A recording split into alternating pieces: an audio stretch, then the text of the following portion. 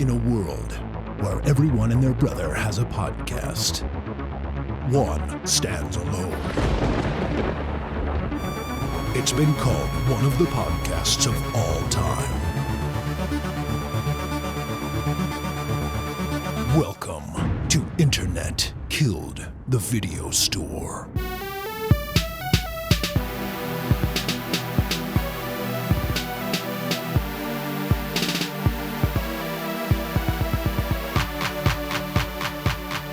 Did you guys hear that Jason Blum tried to invent his own Barbenheimer experience? Oh, yeah? So he's the producer from Blumhouse who did like the Halloween reboots and everything. And he's obviously a big horror fan, so always tries to release something on Friday the 13th. There's one in October, so that's when the new Exorcist was going to come out.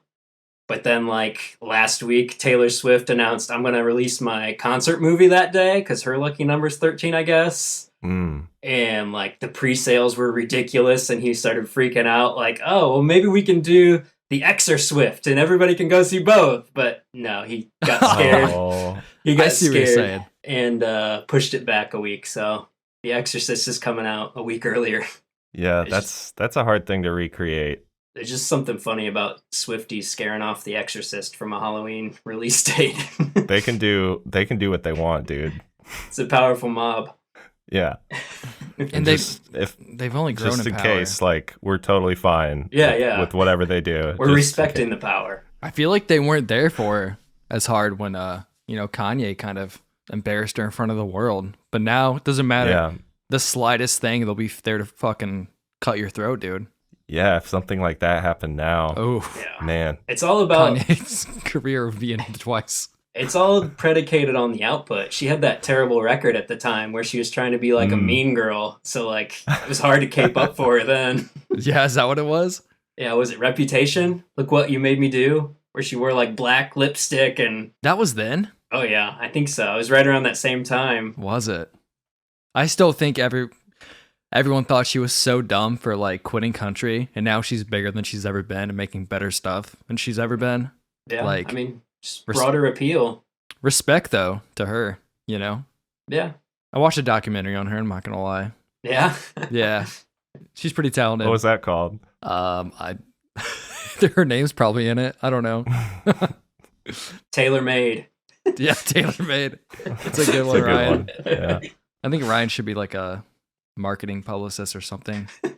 Guy that names music documentaries. In 15 seconds. 15 seconds. All right, Ryan, so you like sent me that meme, and I thought the whole spread thing was a season 2. Wait. We gotta do a full reset here because this is a 2-year joke, so we need to set this up. All right. Our first ever episode, I think, Ben, you recommended Patriot, like, as your end of show recommendation. And after we got done recording, we were like, yeah, we should make this like a running bit, kind of like Jimmy Kimmel always says, oh yeah, we ran out of time, sorry, Matt Damon. Like, the Patriot will be our Matt Damon that we just never get to.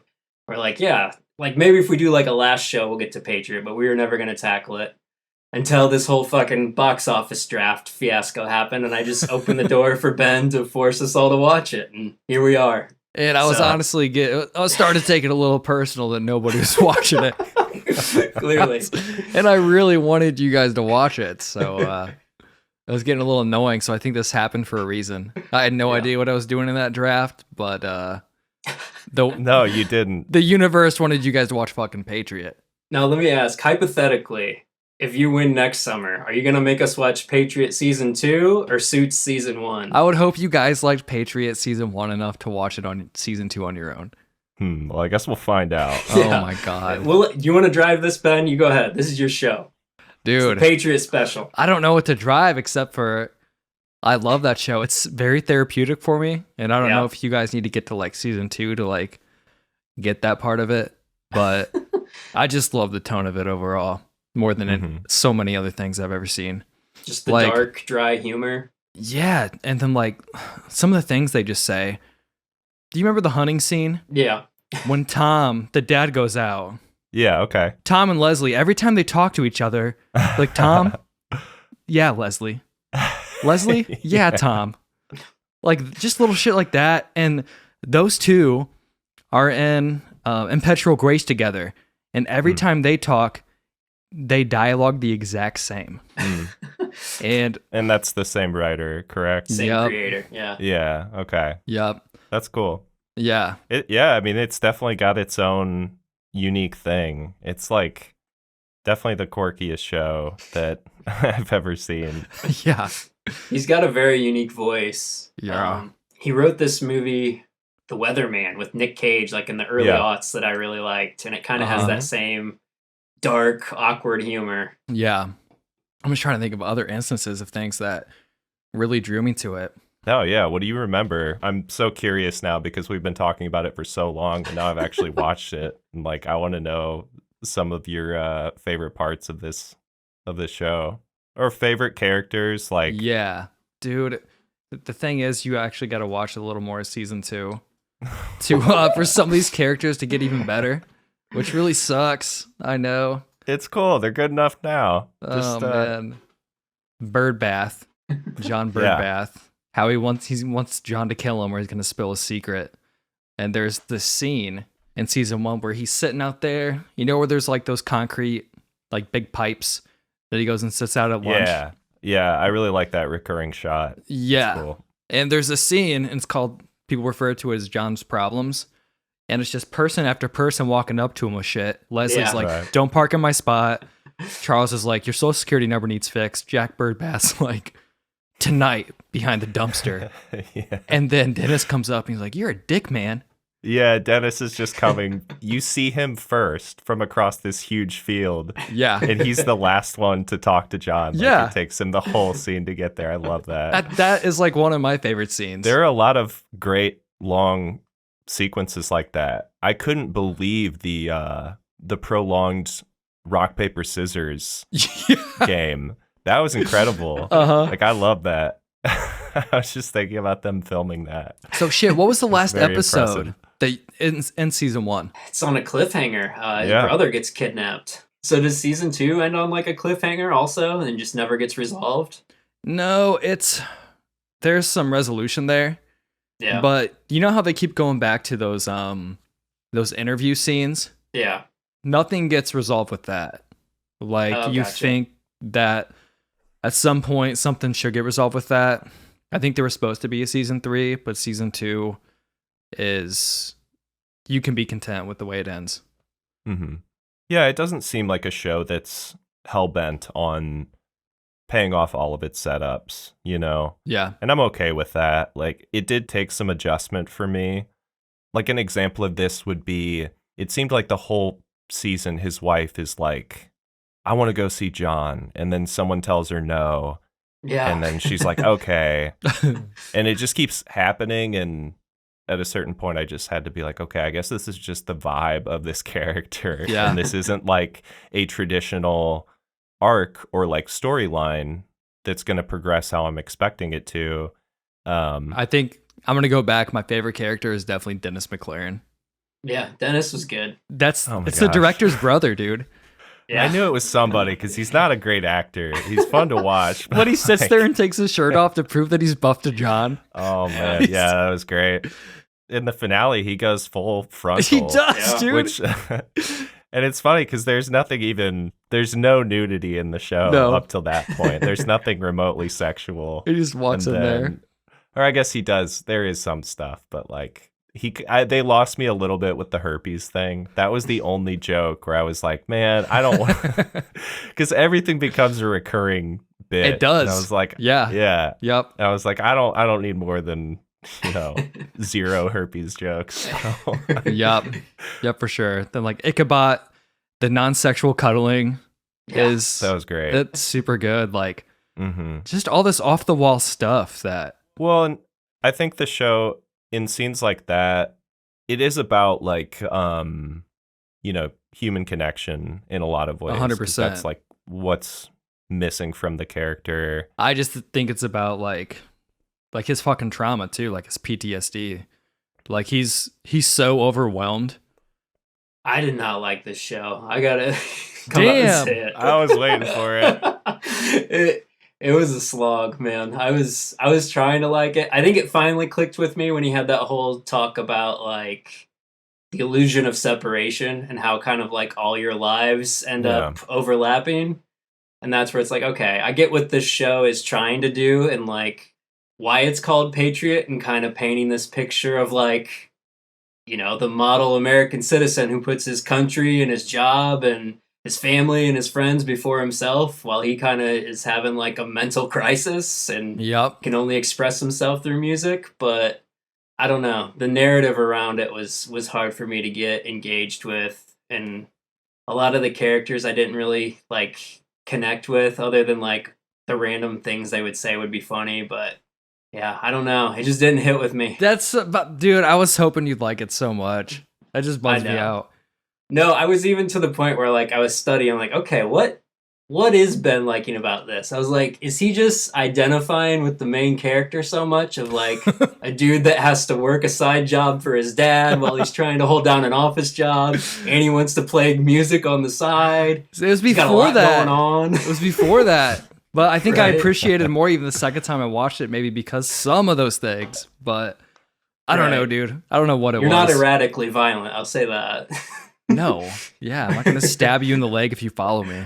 And throw you in front of a truck just to secure your job position. Best opening scene, too. That was good.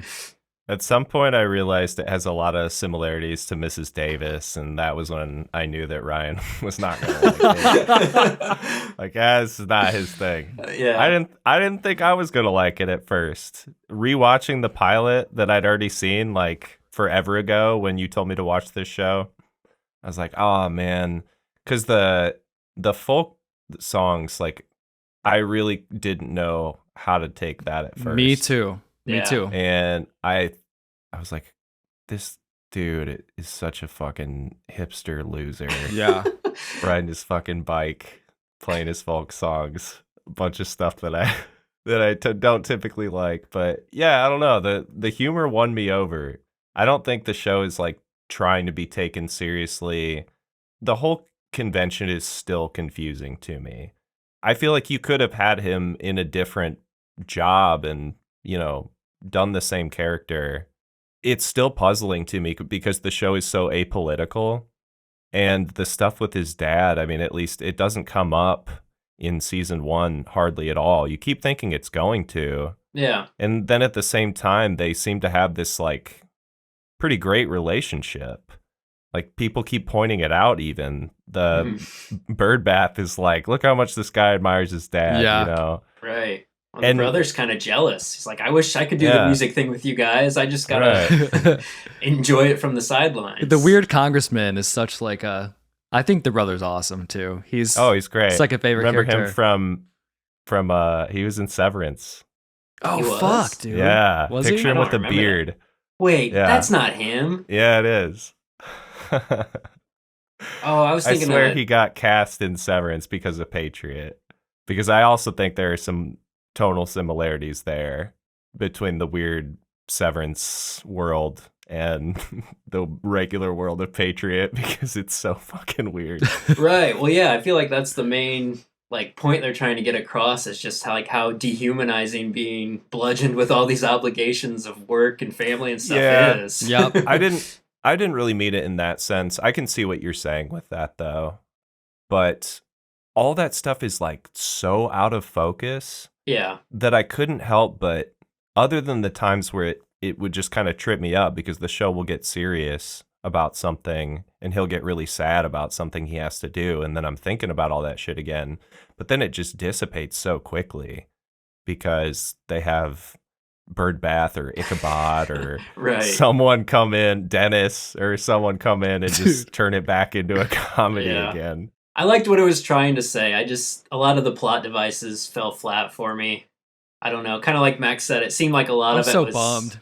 A lot of it just didn't really connect in a way that like painted a clear picture. Like, you really had to work for it.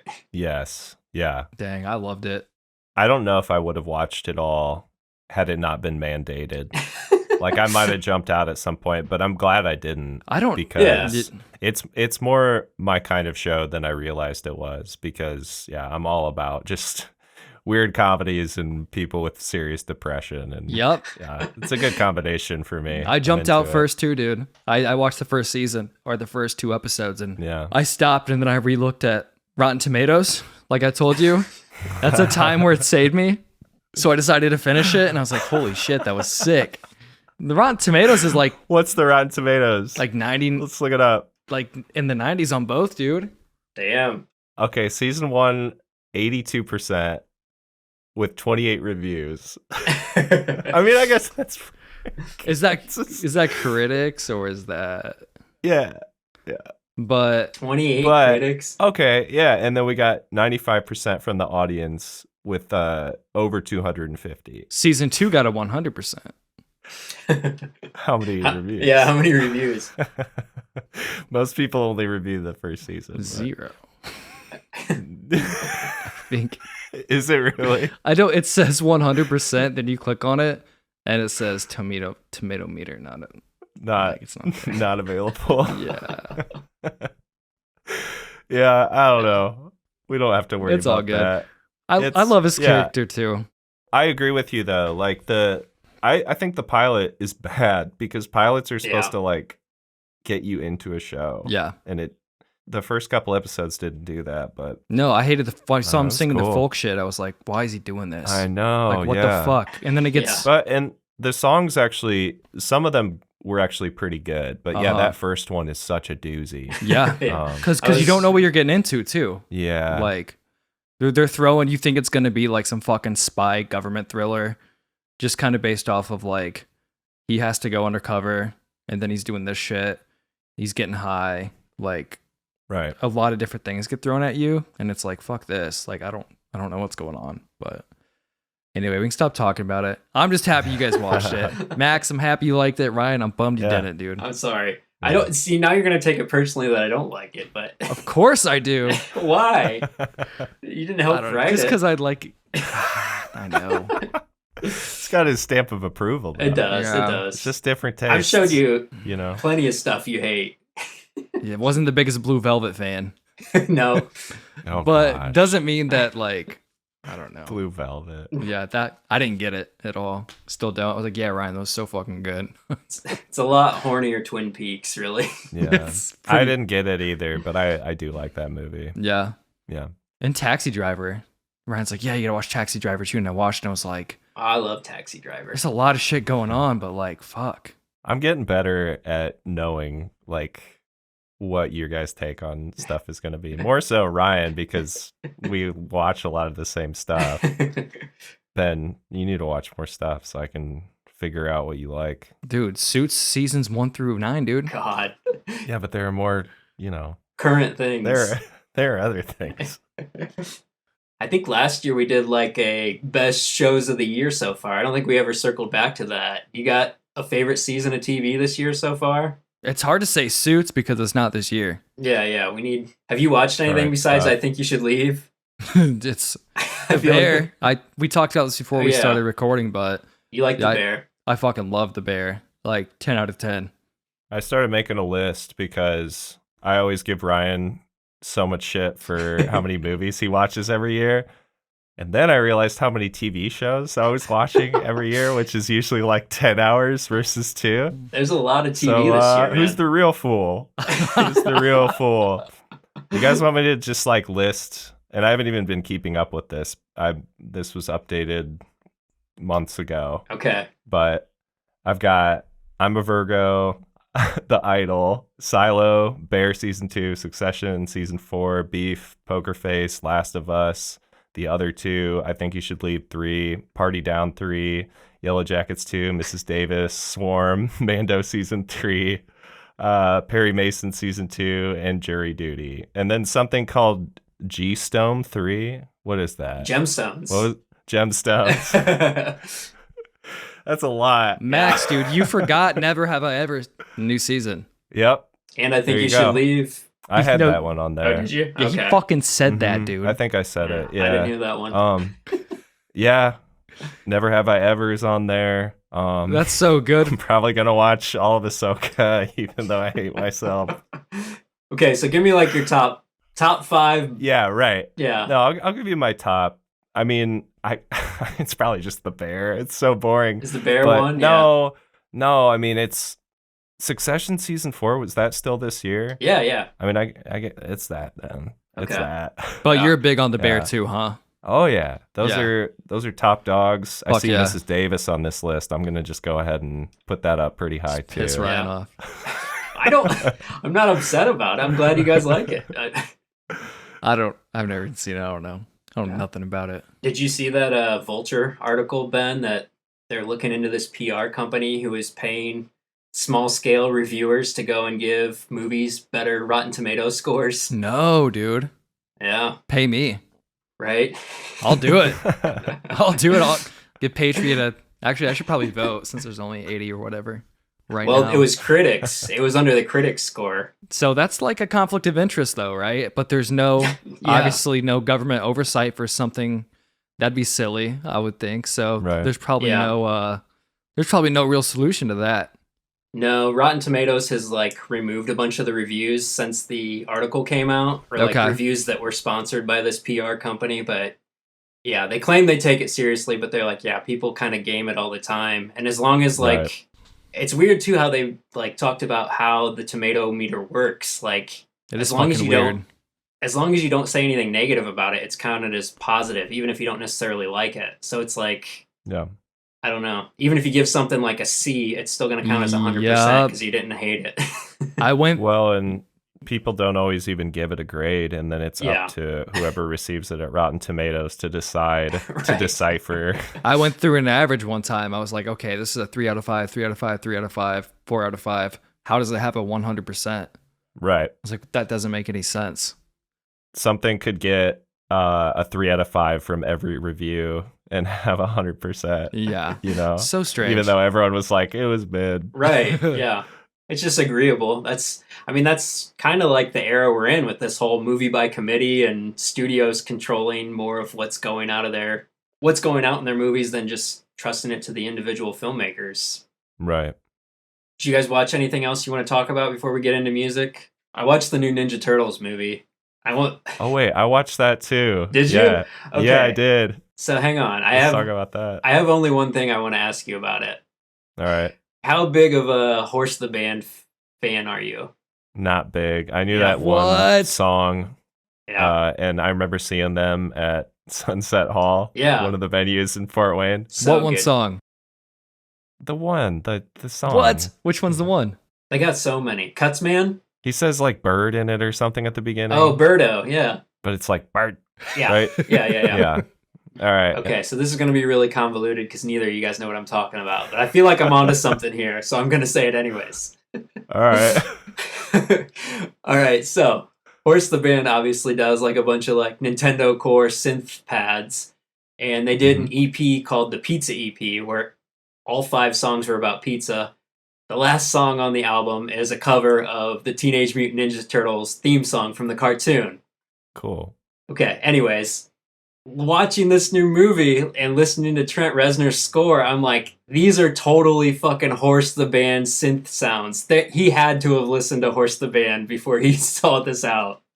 I feel like there was I some hope that's true. connected path. I'm going to have to go back and compare. I'm really curious now. Because it just stood out to me because... there are some... What'd you say? I can't believe you didn't like Patriot or Horse the Band? I can't believe he didn't like Horse the Band.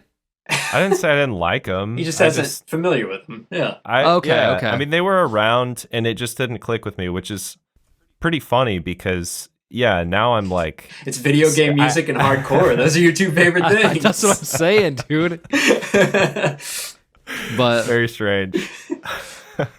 But yeah, it just stood out to me because like the whole soundtrack is basically just a pile of like 90s hip hop, and then every once in a while you hear Trent Reznor do like a synth beat, and I'm like, that so sounds like Horse the Band. Like I feel like somehow he had to have heard this. I need to do some investigative journalism. Figure out. Have him on the show. Trent Reznor's just listening get him to on the Horse show. the Band or not. Just get him on the show. Well, and they also Horse the Band during COVID covered 9 Inch Nails and released it. So you got to do like a permission thing there, right? I don't know. What do you think of Ninja Turtles, Max? you probably don't have the sentimental attachment I do to the characters, so I don't. No, luckily. Yeah, it's funny you bring up the music. I was kind of distracted by. I feel like the movie is co-opting hip hop culture heavily. yeah. And I think a lot of that comes from how badly it wants to be the Spider-Verse movies. Yeah. And I didn't let that bother me so much until Ice Cube showed up. Yeah. He's a fun actor or whatever, Yeah. but some of the voice acting just felt super lazy to me. Post Malone is in this movie. Yeah. And, people have been saying this forever, like, oh, Robin Williams destroyed voice acting after Aladdin because now everyone just wants, like, their friends. Or I guess that's what bothers me, is that's the point we're at now. And I feel like the Seth Rogen projects are, like, a little more prone to, like, oh, look who we got. We got Ice Cube in this role. And that stuff just doesn't go for me. What did you say? I was just going to ask, do you think he cast anyone in this movie that wasn't already a contact in his phone? Right. No, I don't. I don't. And like even his humor like kind of bleeds into it, where it's very referential, and I'm like, is this for kids? Like, do kids know what Hey Arnold is, or like the Vanilla Ice like Easter egg from the old Ninja Turtle movie? Oh, I didn't catch that. Yeah, it didn't do much for me. I was kind of so on it. I'll say some positive stuff about it. I liked the animation. Yeah. The kind of like crayon drawn. I thought that was kind of a unique thing to do.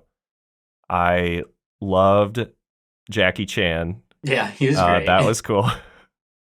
Great choice. And I thought the guys playing the turtles were pretty good too. Yeah. I thought they did a good job. So. I don't know why they tried to I don't know. They're ninjas, they're mutants. Why are they trying to make them go to school at the end? That was the weird. Yeah. That was a weird note to end on. Like, how's the continuity going to go with that? Yeah, I'm not really sure like what the movie is trying to say exactly. Right. So, guys, what's up? Are you guys covering the music that was in the shit in the email? In the email, yeah. Yeah. What's up? I just didn't listen to most of it. I'm gonna come in on it. I just don't feel like I'm gonna have a lot to say. Should I just make up shit? No, you don't sure? make up shit. Like, I can just be here and be responsive. I think I'm just gonna act like I listened to it. Okay. I'm leaving all this in. Okay. All right. Anyway, so you guys check out that list I sent you? No. Of music? Yeah. Hang on. Have you guys ever heard of merch cuts? Like, I feel like that's a recent phenomenon of touring bands. That's been a thing. Merch cuts? Yeah. See, Max is. I feel like who's getting the cut? Venue gets cut of the merch. Fuck That's that, been dude. a thing, though, dude. That's been a thing. How long? They're supposed to be paying you a guarantee, and then you're supposed to walk away with your merch. Come on. Well, Jeff Rosenstock brought it up on Labor Day and just posted his spreadsheet of here's all the venues that are charging us, 20% on merch, 10% on merch, just to give you an idea of why we're going to have to charge more for our shit on this tour than we want to. And just a whole bunch of people jumped down his throat of well, the venue's got to make money, blah, blah, blah, blah, I understand. Yeah. A DIY venue, not a DIY, an all ages venue that doesn't serve maybe, but those theaters that have fucking $13 rum and cokes, there should be no excuse. Right. Well, that was Jeff's point when he was explaining it. He's like, the bands don't ask for a cut of the bar. That would be huge. Right. But I mean, that's the reason everybody's there. It's this weird, it kind of goes back to the strike. It's this weird ownership thing of yeah, you're paying and bringing the entertainment, but the entertainers at the end of the day are what's facilitating everyone's interest. Mm-hmm. Yeah. Yeah, it's fucked up. But were you ever part of the shady Sunset Hall dealings, Max? I heard they used to make local bands buy tickets up front if they wanted to play there and sell them to their friends. We never did anything like that. Yeah. No.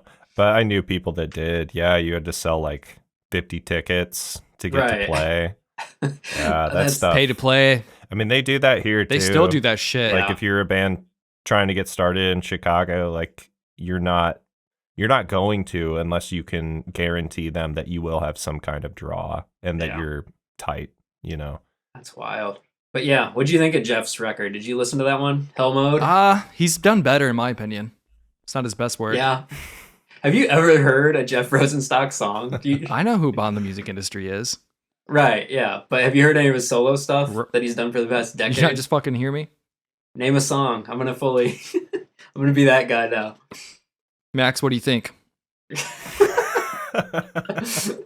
I think you would like it if you listen to it. This guy's like keeping pop punk alive. I listened to him in Ryan's car once, actually. Yeah, it's cool. No, it reminds me of if bands like Blink-182 and Weezer were still writing music that I liked, kind of. Yeah. It seems to me like there's some inspiration taken from when that stuff was in its prime. Go ahead. Oh, I was just going to ask, what's your, I guess, familiarity with him going into this? Is this your first Rosenstock record? Have we reviewed him before? I No. feel like we have. I don't think we Okay. have. Then this might be my first. Yeah. Is this pretty in character? It's a little slower. I've seen a lot of people saying this is like his prettiest record. Like his former project, Bomb the Music Industry, was really just like super fast ska punk, kind of like, Suicide Machines-y, but with keyboard and stuff like that integrated. Okay. But his solo stuff, kind of leads more towards power pop. And this one, it's a little slower, a little more introspective. He's always got really good lyrics, but I feel like this one leans on that a little more, where he's almost like bordering on singer-songwriter status as opposed to just like a pop punk outfit. Sure. Yeah. Yeah, I would agree with that. What did you think of the ordering of the songs on the record? That's always kind of a big deal for you and me. Yeah, I personally like the front half a little better, even though they were kind of like, what is that? Liked You Better. It's kind of just like an empty pop song, but like I really dug that. I really liked it a lot. Right. I think I connected. Oh, the hooks are incredible. Yeah, he's ridiculous at writing awesome leads and vocal melodies. He's incredible at that. And it sucks when somebody gets this late in their career, because it's almost like their past work is held against them, because he's done so much cool shit in the past that I'm like Ben said, a lot to live up to. It's not his best stuff, but I still really enjoy it. Cool. Yeah, it was a good introduction for me. I ask about the order because, it was definitely weighted towards the front for me. Yeah. And then it started getting into mixing acoustic guitar verses with big heavy choruses and stuff. And I like that, but it just seemed like every song started doing something along those lines. Yeah. Whereas the first half had been just like, go, go, go. But I don't know. Like I said, that is important to me. Obviously, people are putting thought into that and they want their album to play a certain way. So maybe it's like an intentional move I'm sure he's very aware that like people are getting that vibe as they go through it. So I won't hold it as like a big criticism for this time. Yeah. I would definitely recommend listening to Worry. That's probably like my favorite punk record of the past 10 years. Mm-hmm. But okay, cool. It's very deliberately sequenced, where every song bleeds into the next and just covers a really wide array of material, I guess. It's a pretty high standard to hold anything up to, though. Yeah, it's hard. Like I feel like he has his magnum opus already, so it's like how do you keep going after you've already put out Dookie? Yep. Yeah, that's hard to pull off. Yeah. So, what did you think of the new Olivia Rodrigo album? I was really nervous, actually. The first 2 tracks I listened to, I was like, oh man, they turned her into a vapid pop star real quick. Like I don't dig these tracks at all. What do you mean by that? Just her first record was so emotional and like genuinely heartfelt, and the first 2 tracks on this just felt like empty radio songs. Oh damn. And I think the one is a single, like Bad Idea Right or something like that. Did she rip any other people off, like Elvis Costello or Paramore? I don't know. We haven't got any claims Not yet. I'm sure they'll roll in. For me, it felt maybe too similar to what she had done before. Yeah. At least the album as a whole. Yeah, I don't know. I was kind of hoping, as much as I applauded her like commitment to just the whole breakup song thing on the first album, it was kind of wearing on me this time around. It's like, man, she's still singing about some little 16-year-old. It's hard for me to take this seriously. Yeah. I know teenage heartbreak is a big deal, but like, right.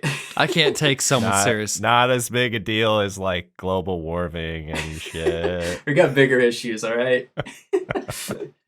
But I like it. I still like it. I think I don't know, she's just good singer, good melodies. Yeah. I like the people she works with. Whoever's doing the production is doing a good job. It still kind of like drifts into different territory enough. Like it's a little grungier sometimes and more punk rock, and it's a good blend. Yeah. It's a little, maybe just a tad too Disney for me still at times, Yeah. you know? Yeah. Like some of the little vocal chants and thrown in lines and stuff feel like it's a song for a Disney show or something. But yeah, I get that.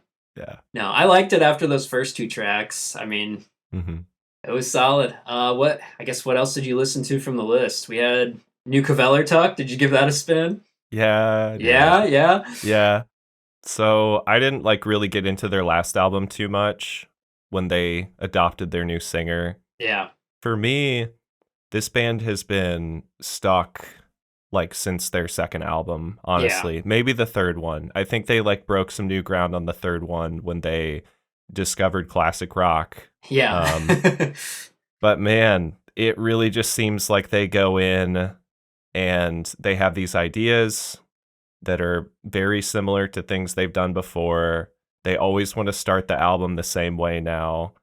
And I mean, I don't know, man. I get frustrated with bands that I don't know why. I don't know why you would like just keep putting out the same record. Yeah. Doesn't make sense to me, and I start to get upset about it because I used to really like this band. Yeah. And now I'm just completely uninterested. So, what did you think of the album? I actually liked it. It was I figured you would. Did you like it, Ben? I mean, I just don't think the Uncle Kracker comparisons are really fair, but yeah. It's how many albums have they put out at this point? 4, 5? Yeah. I think this is their 5th. At some point, you're going to start sounding like Uncle Kracker, so you cannot blame them. I don't know. I think my expectations were probably really low because of the last record, and I was one of the people who really didn't like their last singer, but it felt like they kind of found a way to camouflage him by just burying him in the mix this time. He didn't stand out as much. No, he's just like just some treble right in the upper end of the mix. Just vocal feedback. But yeah. The only one he really stood out on was the title track, and that was where it's like, oh, there he is. I do not like this guy. That's right. I'm not misremembering. There he is. He's just been hiding. Yeah. But no, it definitely had the like return to their roots feel where they were just kind of like mimicking what they did better on those first 2 albums. Yeah. And I think that was a relief to hear that more than whatever the hell they were doing the last 2 records. So I enjoyed it. There hasn't been a lot of like metal records that I've gotten super into. So maybe it's just scratching that itch enough for me. But yeah. I know that I only know this band from one of you two. Same thing with Converge. Like, and then I dug into that dude in his studio, and that dude makes some really cool shit. And that's the thing. I know. And I always am kind of like won over by the Kurt Ballou of a record, you know? It tends to work on me. Does it? But I think it's run its course, honestly, because now when I hear bands that just have like these gaps in their songs with feedback, the very distinct feedback that you heard on a Converge album like over a decade ago. Yeah. It's like, and it's just become a thing that everyone does. They go and they're like, Kurt, can we do the feedback? Can we please have the feedback, Kurt? I've been trying to record again my own stuff, and that is nice. Are you singing about? Are you doing like folk songs about mortgages and dude sealing concrete? No, man. First of all, I don't seal it anymore. I just fucking. Haley's downstairs. She's just like, I really want to see Ben. Your dad's like, you can't. Another time, honey. Yeah, dude. No. He's a McMortgage man.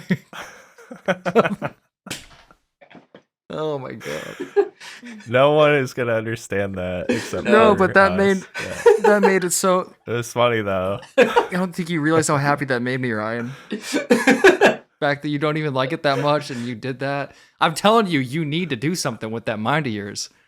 I'm trying. What do you think this is? Yeah, what do you think You're we're doing so here? creative, like on the spot. Ben's like just now realizing that we've been doing the podcast for like 2 years. You're right. You should have a project where you try and put your interest and creativity into I don't know. something. You just, Where am I? What is this thing I'm talking into? Right. I'm just saying, Ryan is very fast at coming up with witty things to say, and it impresses me every time. You feel like your brain is slowing down the older you get? I feel like I used to be better at it. Oh yeah, That's my excuse, But yes. I'm grasping. but you're better than me, and I didn't used to be like this. No, I'm tired. you're both older. That's what scares me. No. Just you wait. And you guys are faster than me. I think How old are you now? 31. Oh, you're there. You've been slowing Well, I've been down. slowing down. 30's yeah. It's rough though. I don't remember what I did yesterday. You know? You know what I was thinking about earlier is how bad I want to get a massage, which is,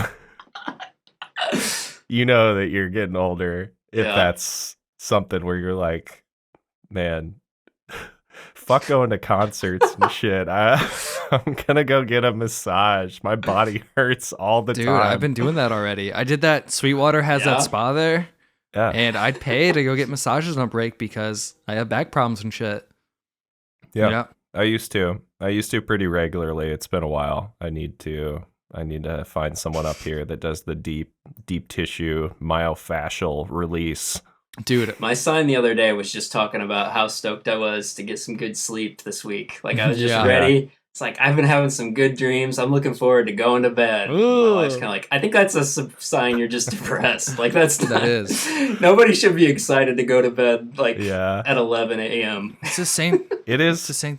it is hard to like discern between aging and depression sometimes. Yeah.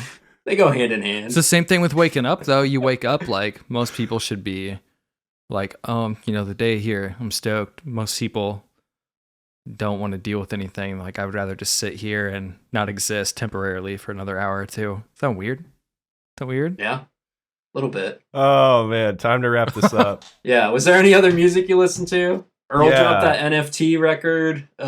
Taking Meds. What is there? What'd you listen to? Field Medic, our boy. Field Medic. Yeah, that was our Yeah. album of the year last year. He's back. Right. He's back and just as powerful, if not more so. Yeah. Yeah, I thought so. What do you think?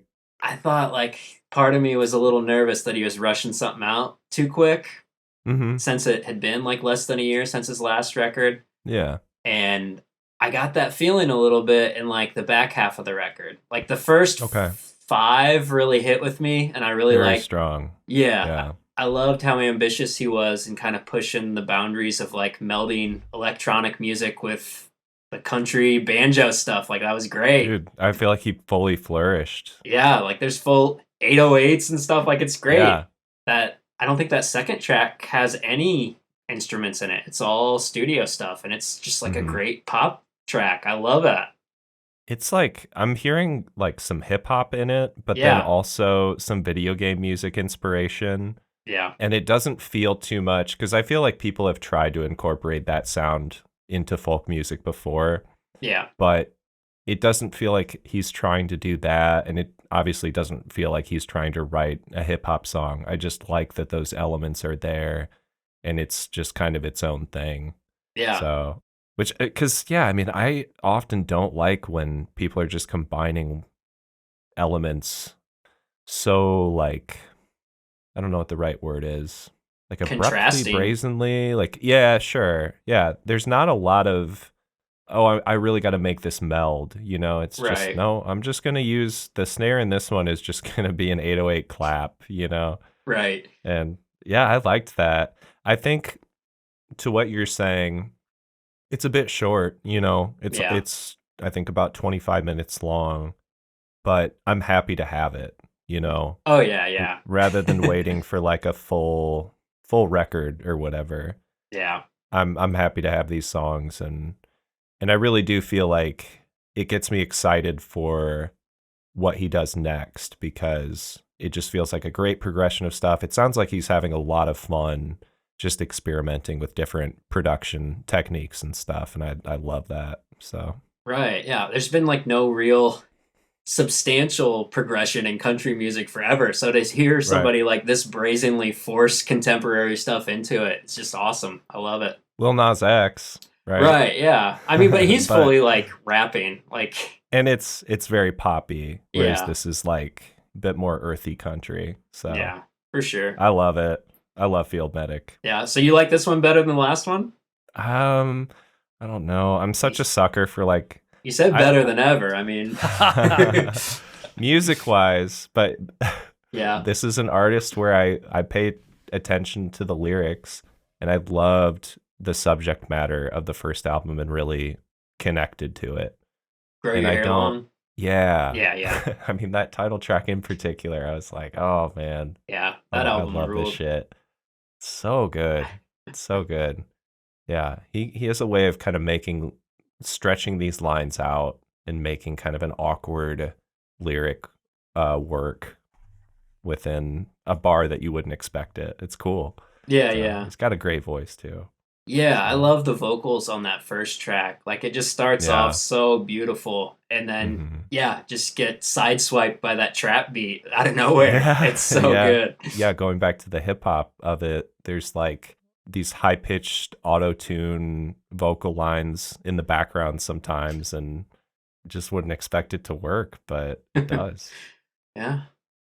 All right. Do we want to do recommendations? What, Ben? You're leaning in like you got something. I mean, fuck what I've listened to, right?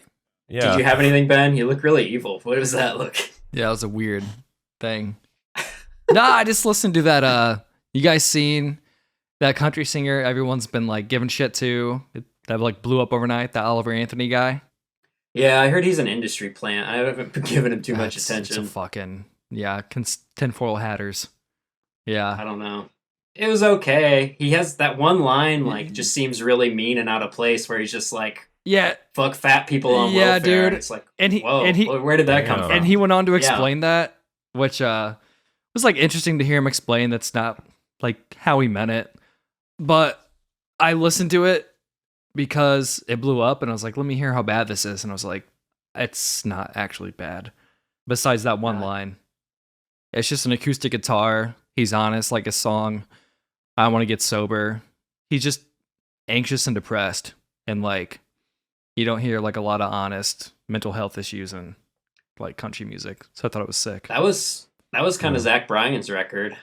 I don't know. They counted it as like the first #1 rock album in like a decade, but it doesn't sound like rock, and it doesn't really sound like country to me either. Like it's kind of folksy, like he's just playing acoustic guitar and kind of like reading poetry over it. Well, that's how old country used to be, dude. Like some of that shit. Right. Which is why I listen to Oliver Anthony. Like he can fucking belt it out too. Like he's got this like, it's kind of raspy and rough at the same time. Like, yeah, until he, the OB smelling welfare. It's like, God damn it. Yeah, I didn't like that. That turned me off. That turned everyone off, but... Speaking of Uncle Cracker. No shit. What do you got, Max? Oh, let's see. Oh, I've got something I can recommend. There's this anime called Berserk.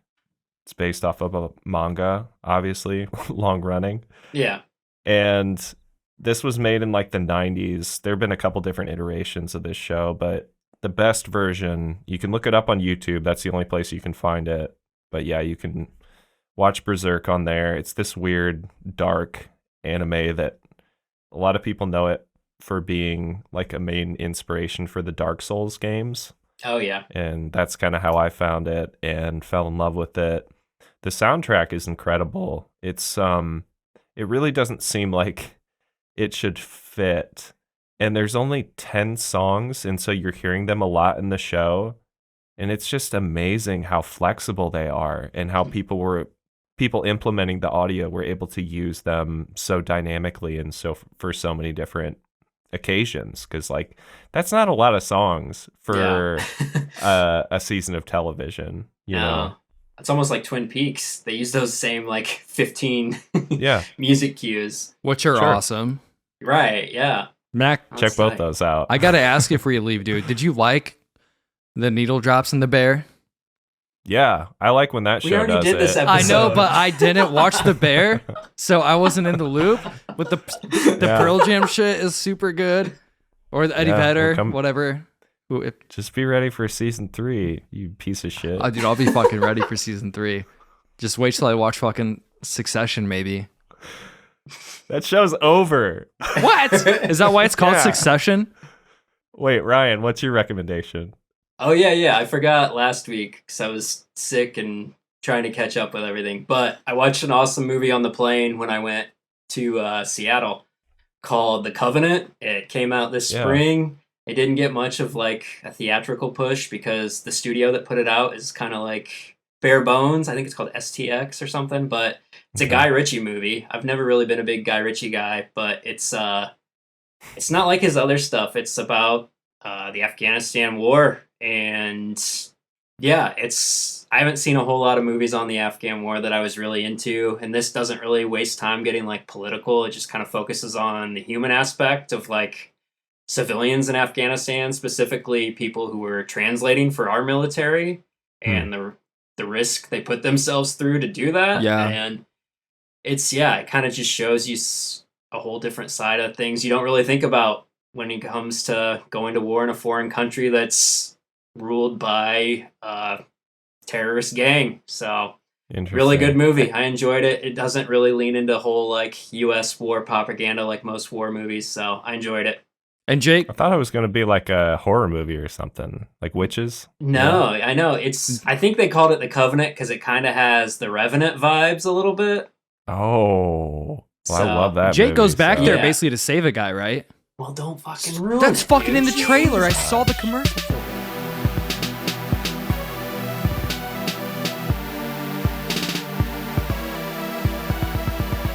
For more, visit internetkilledthevideostore.com.